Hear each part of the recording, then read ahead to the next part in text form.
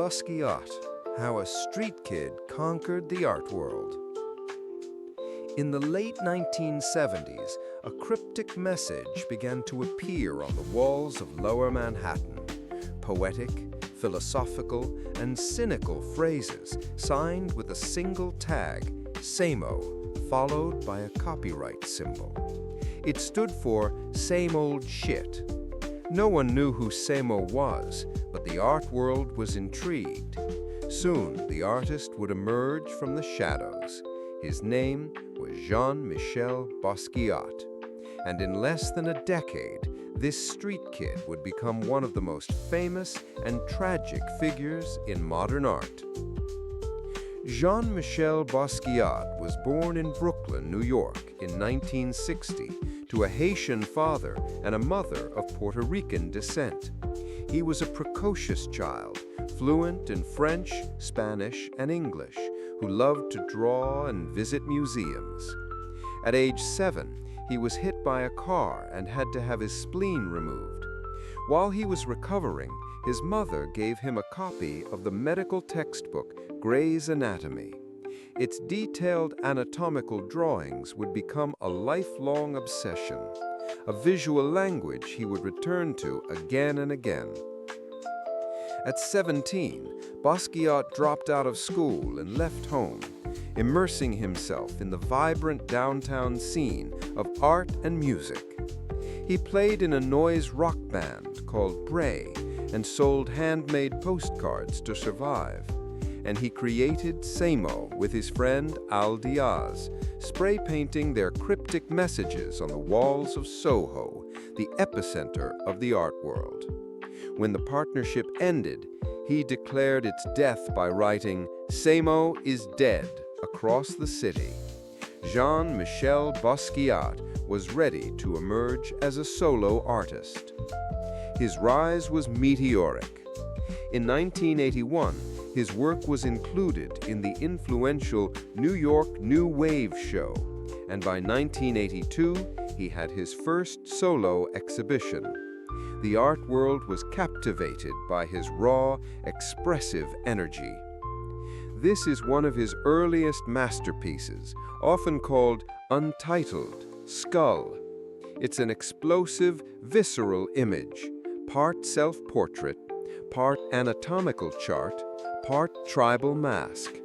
The head is broken down, showing the teeth, the eyes, the nose, as if seen through an X-ray.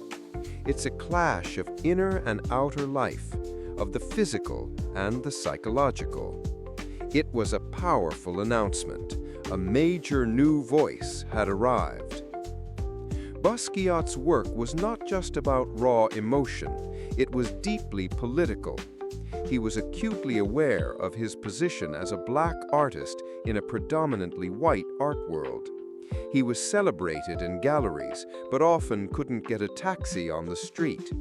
He channeled this experience into his art, which consistently tackled themes of racism, colonialism, and power. In Irony of a Negro Policeman, he confronts this hypocrisy head-on. The figure is a menacing mask-like caricature, a black man wearing the uniform of a system that often oppressed his own community. Basquiat scribbles the word pawn at the bottom, a scathing commentary on the role he saw this figure playing within a racist power structure.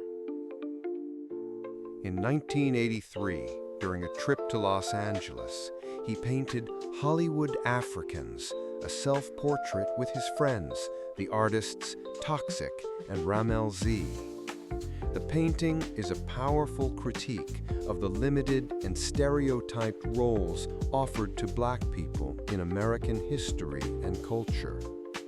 He crosses out words, a signature technique, and litters the canvas with references like sugarcane, tobacco, gangsterism, alluding to the narrow boxes black people have been forced into.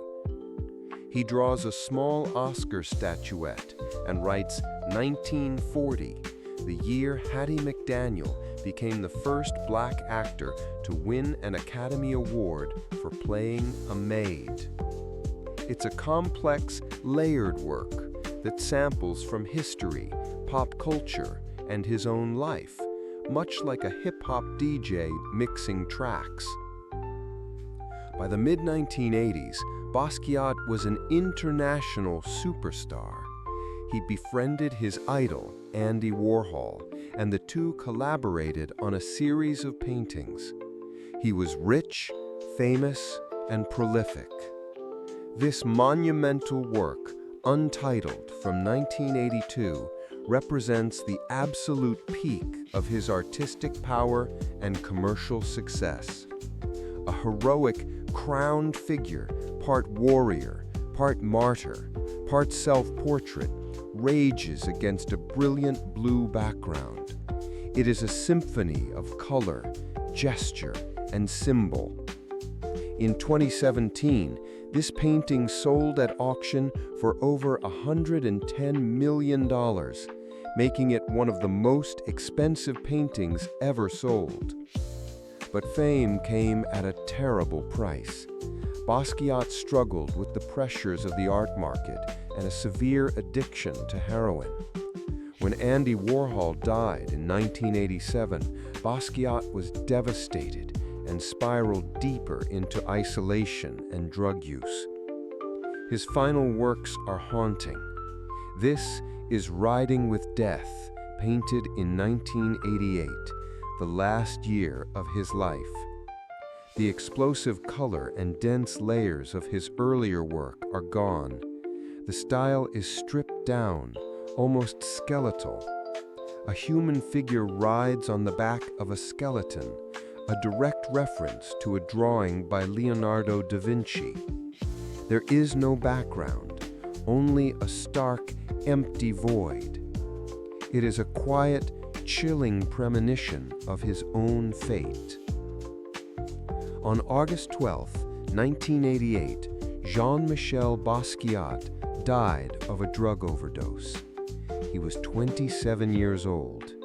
His career lasted less than a decade, but in that short time, he created a body of work that redefined what painting could be.